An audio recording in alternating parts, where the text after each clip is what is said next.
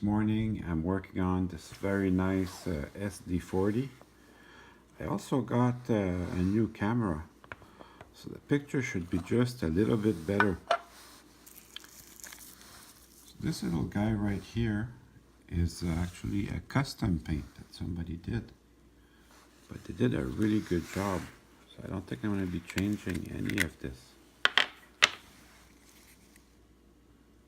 Very nice. But I'm still going to want to have a look inside and see if I can improve some things. So I'm going to start with the shell removal. And I'll try the other side. And it's that easy. Wow, everything looks like what it should. Everything seems to be in the right place. That's a good sign. Definitely. So I'll just take the gas tank off. Keep your stuff organized. Take the headlights. Shield is off. The headlights are off. It's one of the older models. It's got a blue box, but these guys run really well and everything's set up properly. So I'll just loosen it a little bit, just enough to get the trucks out. And these trucks have an arrow also, so that makes it easy. So I loosen the two screws so I can get the trucks out. And then I can go all the way and remove the top half of the shell.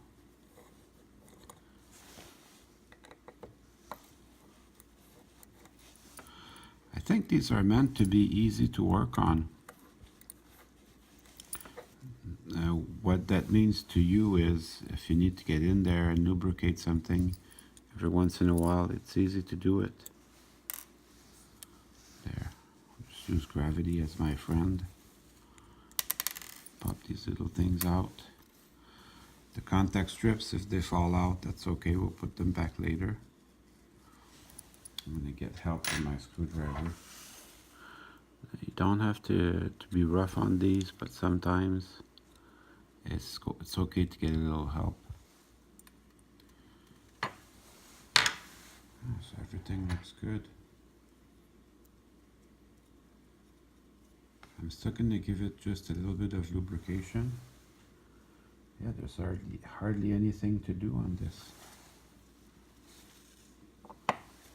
So let's do some lubrication. Label 108 is what I like to use. So I'll just put 2 drops. 1 drop on each side. And that's it. That's all you need. What I'll be spending most of my time on is on the trucks, because this is what contacts the track, and it's also what makes it possible to have good reliable operation. Don't you hate that when your locomotive stalls and you have to nudge it with your finger? I hate that. So these actually, this is why you pay the extra money to get a Kato, is because they have really good electrical pickup. So it's worth keeping them clean.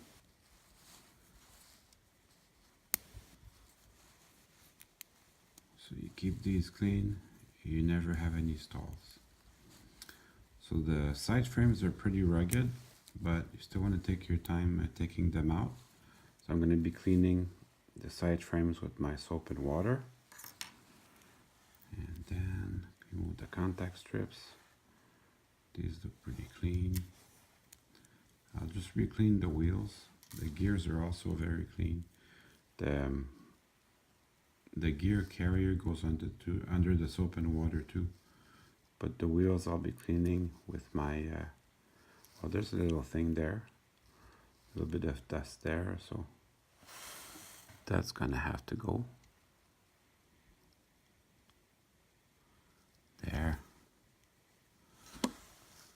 That's definitely gonna help. The other side looks like it's got a little bit too. That's nothing major. It wouldn't stop your locomotive, but obviously it will run better without them. And also you can see some of the plating is worn on the wheels. That is nothing major. That will also not prevent the locomotive from running. It's just the nickel silver plating and conducts electricity better than the actual metal that the wheels are made out of. The wheels are made out of brass, which will conduct electricity just fine. It's just as it oxidates, the brass oxide will not conduct electricity, whereas the nickel silver oxide will. So once I've got the ends clean, then I can move on to the area that contacts the track, and then I'll just clean that with my rag. Once I'm happy with everything, I'm going to start putting it back together.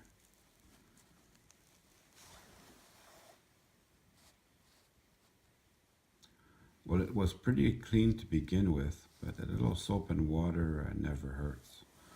So I'm going to start putting everything back together now. So the wheels, they're interchangeable. So I like to start with the middle, and you can roll them to make sure they're in the right place.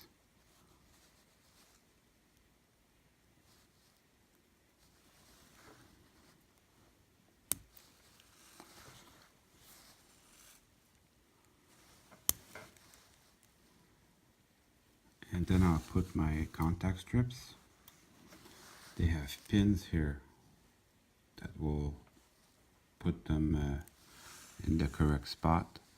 Make sure that the little cone is in the end caps. That acts as a contact point, but it also acts as a bearing. So this will make sure that everything's running right. Little piece of lint there. That's gotta go.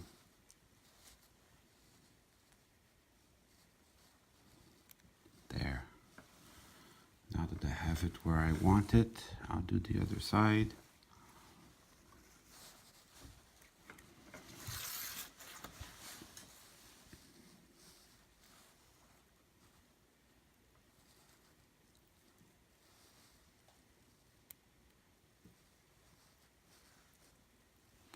You have to make sure 100% that it's in its little correct place.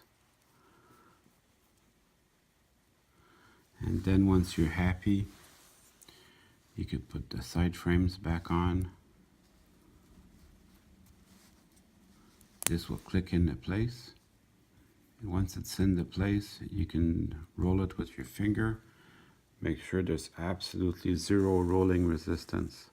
This is what makes the Kato locomotive be so smooth. It's the trucks. That's the secret. So I'll do the other side off camera. All right, now this project is coming along.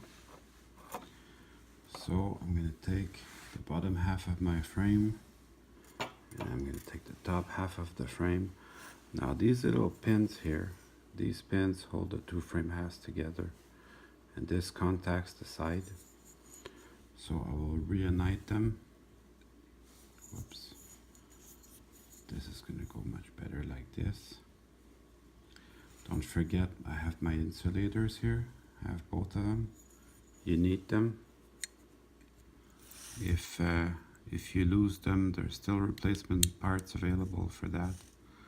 Unfortunately, the trucks are not available. So sometimes you get one with a broken truck. For this unit, I was lucky. Everything's perfect. No need for replacement parts. And then I'll just put the screws, but I just start them. I don't put them all the way. So I'll just make sure to start them nice and easy.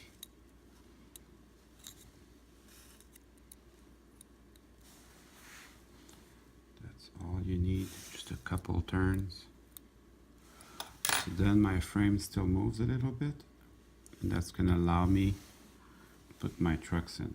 So the arrow goes on the outside like this. Then I'll do the other side. The arrow goes on the outside.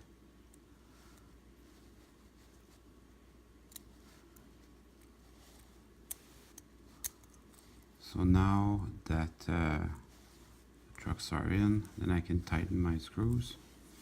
I'm going to use gravity as my friend to make sure they don't fall out.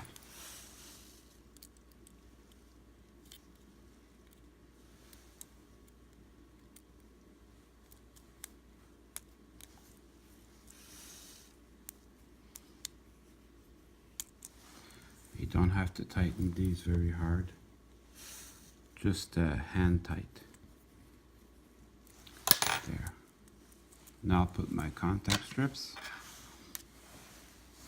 Now these, you don't need to spend a lot of time cleaning them. Just run your hand over them like that, and that will be enough. So these, they go over, under this pin. I'll take my screwdriver. They go under this pin and over this pin. Very important that you line them up properly before you put your gas tank, because the gas tank will hold them into place. This one looks good. Let's do the other one. Just run my hand over it to make sure there's no lint on it. I'll do the same thing. Put it over and under. And check the other side. Has to be under this one and over the other one. There. So as you put your gas tank, you have to look at both sides at once to make sure that everything's all right. Yeah, it looks pretty good. This is the front of the engine here with the short hood being low, the low short hood.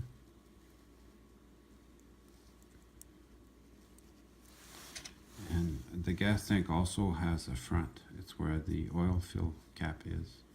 So people paint these red. It looks pretty good actually if you do it. It's not super important to me. I prefer to have the engine looking like it did when it was new. I used to buy my engines new, so I wanted them to look old before. Now I buy them used, so I want them to look new. And then once you got everything where you want it, the gas tank will just snap in.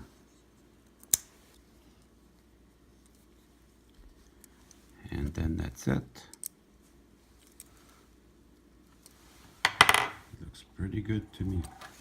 So now I can put my two light boards back in, the back one and the front one,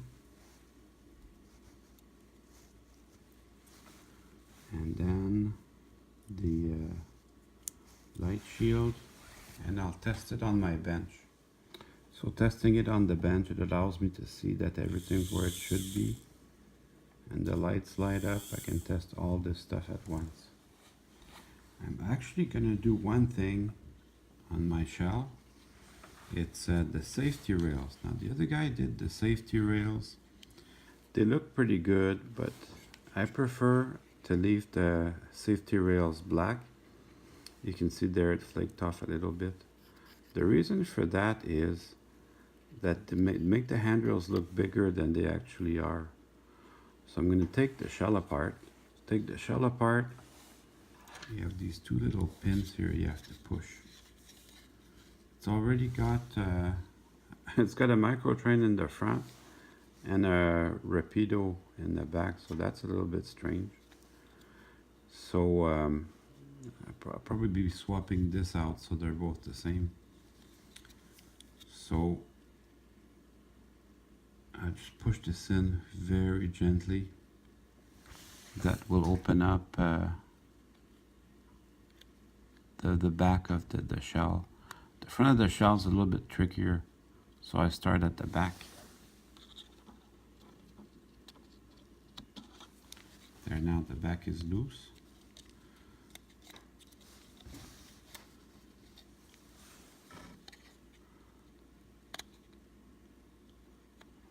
You have to take your time with these. I like these, they hold the shell together well. If you should break one, the engine will still look okay. It's just that it's not going to be as sturdy when it comes to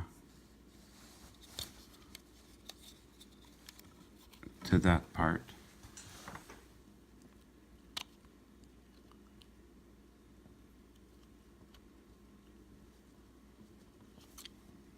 So I'll finish this off camera. So the back of it is loose. I'm going to do the same thing to the front. There's two little pins here, but mainly it's held by the cab windows, which are here. So as I work on these, I'll make sure that I have in mind the cab windows. So also you have to take the handrails out. Very important. They're pretty sturdy, but you still have to keep this in mind. Also note that on the real engine the handrails were painted blue, but I'm keeping them black so it can match my other Kato units. As I said before, I'd like them to look as close as possible to the new unit.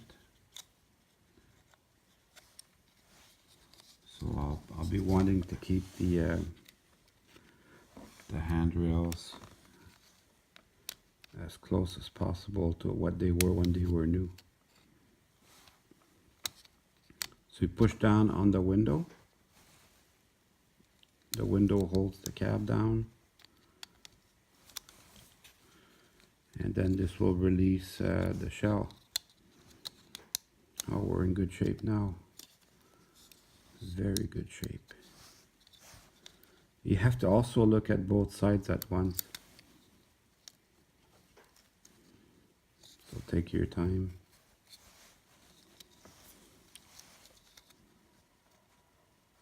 You have to make sure your handrails don't pop back in their place there.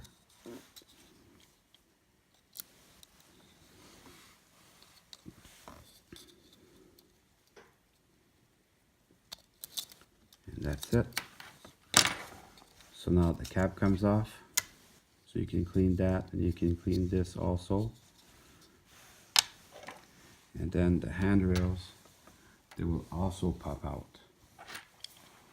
All you need to do is put your screwdriver under the first step. That will unjam it.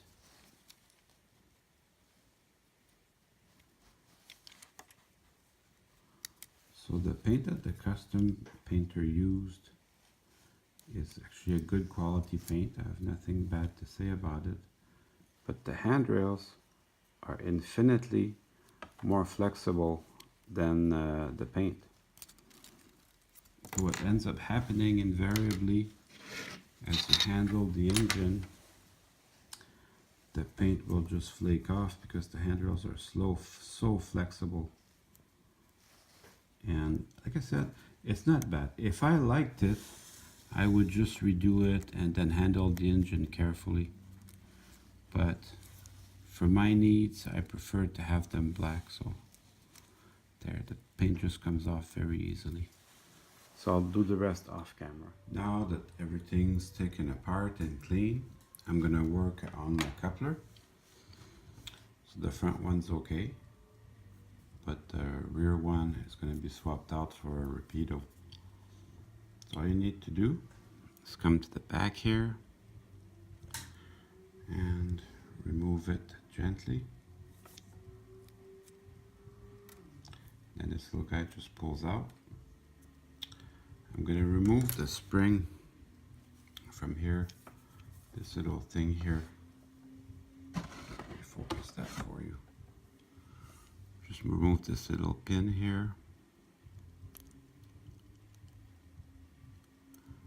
And then I can use this as a retainer for my micro trains.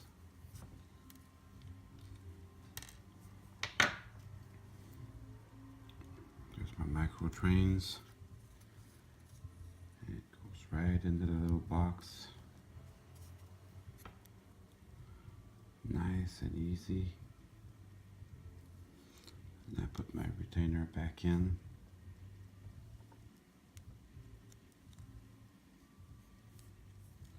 And scale invariably, you're going to be working with small parts. All part of the fun and games.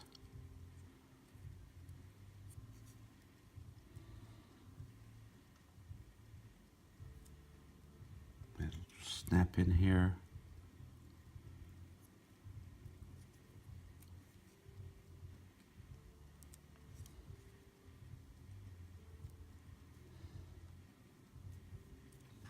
Get a little help from my screwdriver. There.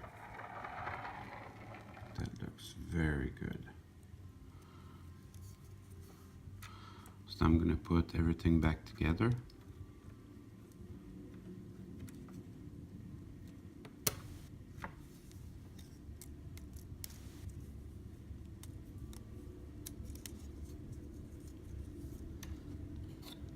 And I'll put this part of the shell.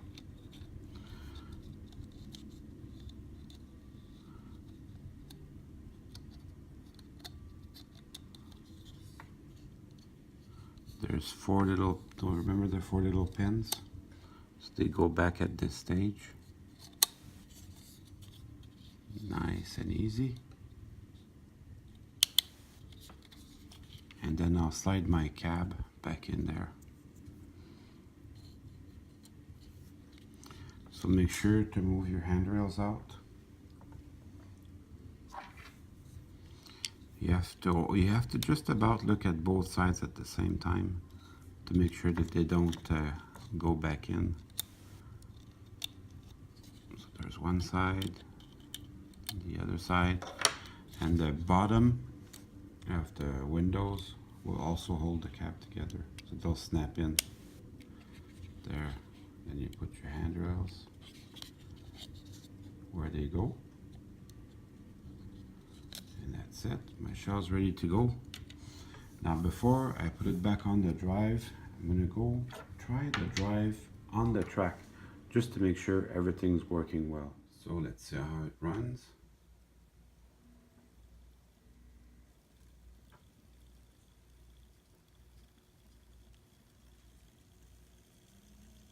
That's pretty good.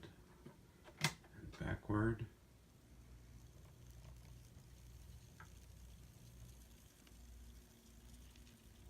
Fantastic. So now all I gotta do is put my shell back on. That should go back real nice and easy. There we go. And now it's time to run some trains.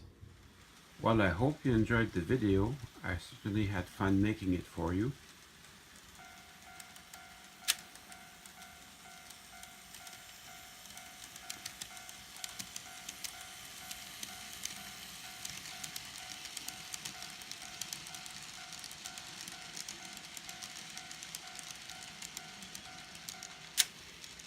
See you soon.